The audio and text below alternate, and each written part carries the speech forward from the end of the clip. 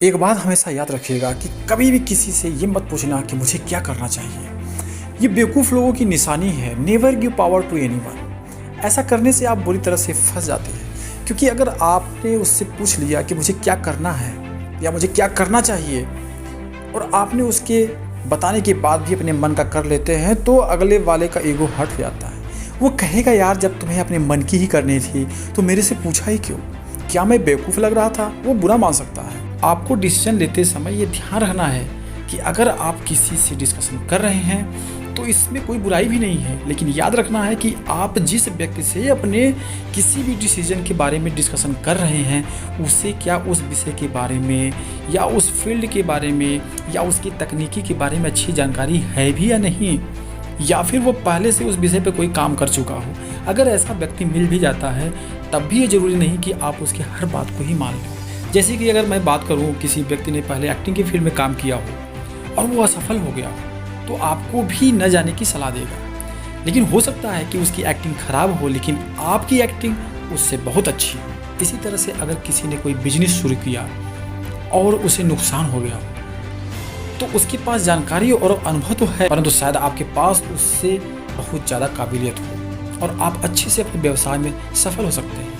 लेकिन उस असफल व्यक्ति की सलाह पर बिजनेस शुरू ही न करें, ये तो बहुत गलत डिसीजन होगा। अब ऐसे में आप क्या करें, क्या करना चाहिए कि जिससे आप एक सही डिसीजन ले सकें? आपको उस काम के अच्छे परिणाम और बुरे परिणाम दोनों के बारे में अच्छे से विचार करना चाहिए। यहाँ सिर्फ अच्छे परिणाम से भी आप गलत डिसीजन ले सकते हैं। जैसे यदि आपने किसी बिजनेस के बारे में अपने माता पिता को भी राज़ी कर लिया, जैसा कि आजकल हर घर में लगभग एक ही लड़का होता है, तो मजबूरी में माँ बाप भी बच्चे के साथ ही राज़ी हो जाते हैं और फिर अपने मकान को गिरवी रख करके या बैंक से कर्ज ले करके बिजनेस को आप शुरू कर दिया। लेकिन कुछ दिन बाद असफल हो गए तो क्या हो? अब आप क्या करेंगे? इस विषय पर तो आपने सोचा ही नहीं कि आपने तो सिर्फ अच्छे परिणाम के बारे में ही विचार किया। अब आपके पास बैंक या साहूकार के कर्ज को वापस करने का रास्ता ही नहीं दिखता और आप रोड पर आए। लेकिन वही दूसरी तरफ अगर आपने उसके खराब परिणाम के बारे में सोचा होता तो शायद अपने बिजनेस प्लान में बैकअप प्लान को भी शामिल किए। हमें जोश के साथ साथ अपनी योजनाओं में फाइनेंशियल प्रॉब्लम को भी शामिल करना आवश्यक होना चाहिए। आप डिसीजन लेते समय पहले उसके बुरे परिणाम के बारे में अवश्य सोचें और अपने आप से जरूर पूछिए कि क्या मैं इसके बुरे परिणाम के लिए तैयार हूँ।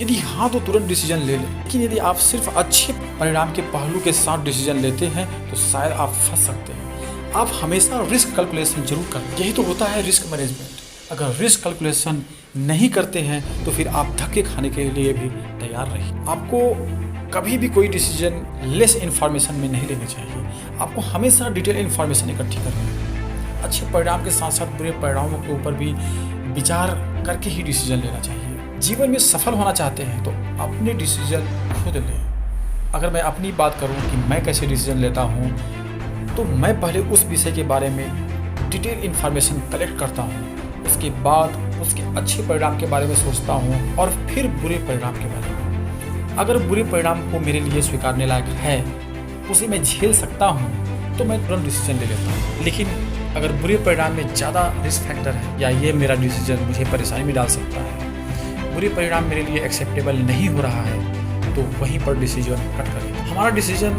लेना एक इक्वेशन सॉल्व करने जैसा है। जब हम कोई इक्वेशन सॉल्व कर लेते हैं तो प्रॉब्लम आती है, लेकिन जब समझ में आ जाता है तो बड़ी आसानी से उसके जैसे सभी क्वेश्चंस को सॉल्व कर लेते हैं। इसी तरह से कोई भी डिसीजन लेना है तो पहले उसके अच्छे और बुरे परिणाम की तुलना करो और फिर जल्दी से डिसीजन ले। कुछ लोग सिर्फ अच्छे परिणाम को ही देखते हैं और कुछ लोग सिर्फ बुरे परिणाम को देखते रहते हैं। अगर देखा जाए तो ऐसे लोग आसानी से डिसीजन नहीं ले पाते और ले भी लेते हैं तो कहीं ना कहीं वो फेल हो जाते हैं। कुछ लोग बहुत एक्साइटेड होकर के कोई काम करना चाहते हैं और फिर अपने घर वालों को जब वो बताने जाते हैं कि मैं ये बिजनेस करने वाला हूँ या मैं ये काम करने वाला हूँ, तो उनके घर वाले पूछते हैं कि बेटा अगर फेल हो गए तो क्या करोगे? ऐसे में आप जोश से बोलते हैं कि नहीं नहीं ऐसा कुछ होगा ही नहीं, मैं तो कभी फेल हो ही नहीं सकता। और इस तरह से कई लोग तो अपने माँ बाप को अपना दुश्मन तक कहने लग जाते हैं कि ये मेरे काम को शुरू नहीं होने देना चाहते।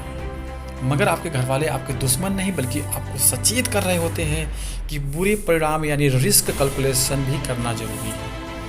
लेकिन बिना घर वालों की माने अगर आप मैदान में कूद जाते हैं तो फिर आप बहुत बड़ी बेवकूफ़ी करने जा रहे हैं। इसलिए अंत में कहना चाहूँगा कि आप कोई भी डिसीजन सिर्फ अपने नॉलेज के बेस पर न लें, बल्कि ज़्यादा इन्फॉर्मेशन और उसके दोनों पहलुओं के ऊपर विचार करने के बाद साथ में रिस्क मैनेजमेंट को कैलकुलेशन करते हुए ही अपने डिसीजन को लें। और ये सोचने कि अगर मैं फेल भी होता हूँ या होती हूँ तो उसके लिए भी मुझे अपना माइंड सेट करके रखना है। माइंड सेट के साथ साथ आपको फाइनेंशियल माइंड सेट प्लान भी रखना ज़रूरी है। दोस्तों, इसी के साथ आपका शुभ चिंतक राम मौर्य लेते हैं अलविदा। मिलेंगे अगले वीडियो में। सुनते रहिए मेरी आवाज़ और मोटिवेशन के साथ।